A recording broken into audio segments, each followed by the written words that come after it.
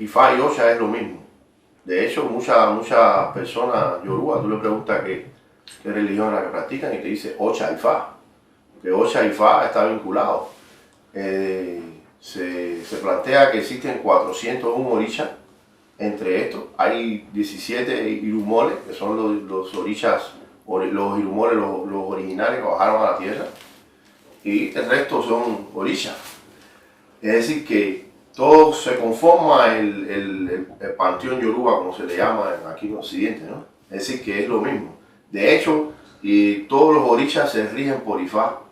Como todos los orishas en su momento, hay muchos versos de Ifá donde en diferentes situaciones los orishas se hicieron Ifá o tuvieron que de alguna manera ir a pie de Orúmila por algún motivo, por alguna situación, hacer adivinación, hacer epo. Es decir, que ya eso, desde el punto de vista litúrgico, te muestra de que Orúmila y Ocha no está dividido, que no hay un divorcio, no existe un divorcio.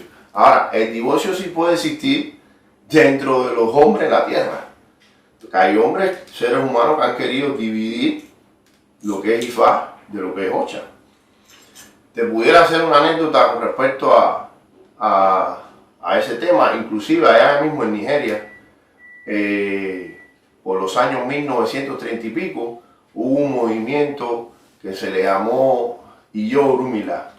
Este movimiento pretendía separar lo que era Orúmila de los demás orishas. Y ellos crearon como especie de una secta religiosa que le denominaron Iyo Orúmila. Y ellos pretendían separar a Orúmila de los demás orishas basado en que hay una historia en Iyogbe que habla que había una mujer que no podía tener hijos y esta mujer fue por adivinación. Orúmila le vio a Iyogbe donde planteaba que ella tenía una situación de estéril, que no podía tener hijos, no podía procrear. Orúmila le quedó en preparar cierta medicina para que ella pudiera concebir ese hijo. Esta mujer se desesperó un poco y le exigió a Orúmila que tenía que preparar la medicina, pero ¿qué sucede? Que cuando cae la noche ya las plantas están durmiendo y no es recomendable cortar una planta cuando la planta está durmiendo, así que tenía que esperar al otro día para poder cortar esa planta. Ella le exigió a Orúmila a tal punto que Orúmila fue y cortó esa planta de noche. Es lo que le llaman Yewesun, que quiere decir que las hierbas están durmiendo.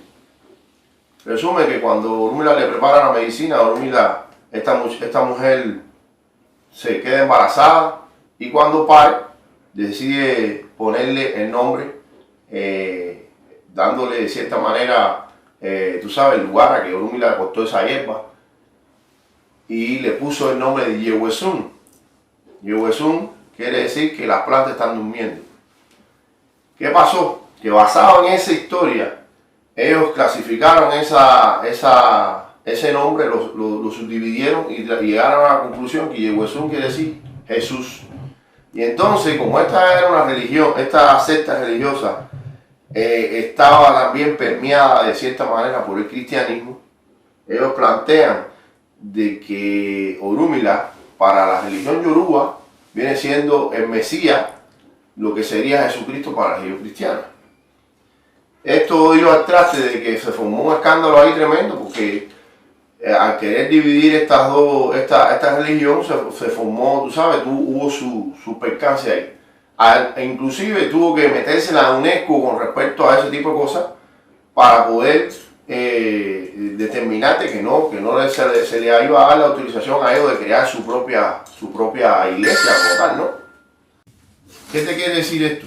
De que en algún momento siempre van a existir personas que por sus propias interpretaciones van a querer dividir, pero realmente si vamos a los orígenes, vamos a las escrituras y vamos a la esencia, Ifá y Ocha es la misma cosa. Orúmila es un orisha como otro cualquiera, es un orisha como Shangó, como Oshun. Lo que Orúmila tiene es un orisha que tiene sus funciones, tiene sus responsabilidades, y eso fue determinado por Olodumare, no fue determinado por él mismo.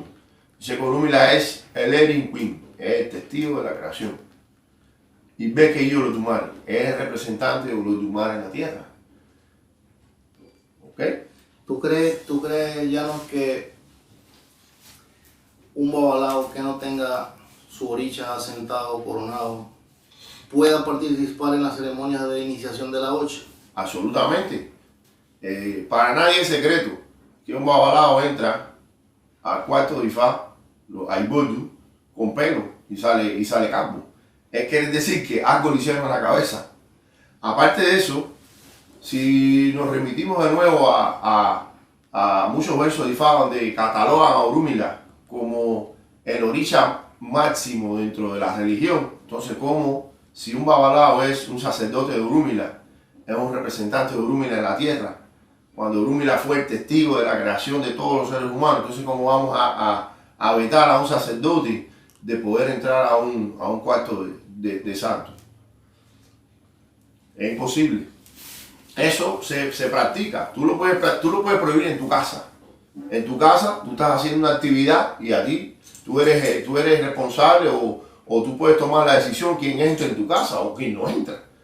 Pero desde el punto de vista religioso hay una diferencia.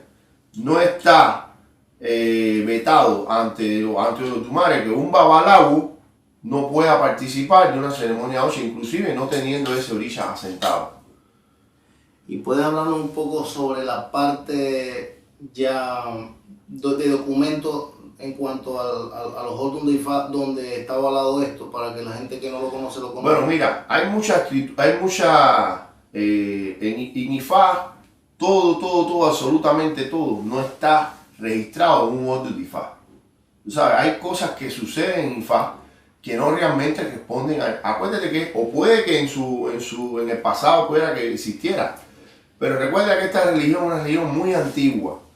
Se han perdido muchas cosas, no solamente en Cuba, sino también en Nigeria. En Nigeria tú le puedes preguntar, por ejemplo, a un babalao, cuando tú estás abriendo un animal, vamos a ponerte este ejemplo, y hay algunas partes del animal que se tiran y se pegan a la pared.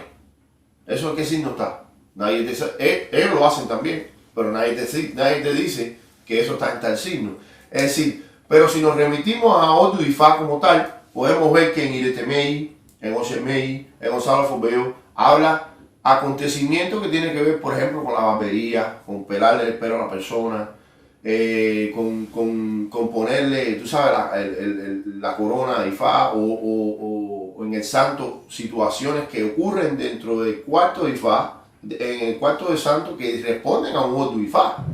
Y si responden a un Odu Ifá, por ejemplo, Guna Masá, nace porque se toca la puerta, o habla de por qué se toca la puerta. Y si eso está en Guna Masá y es un Odu Ifá, entonces que tiene, tú sabes, es que tiene relación entonces con eso.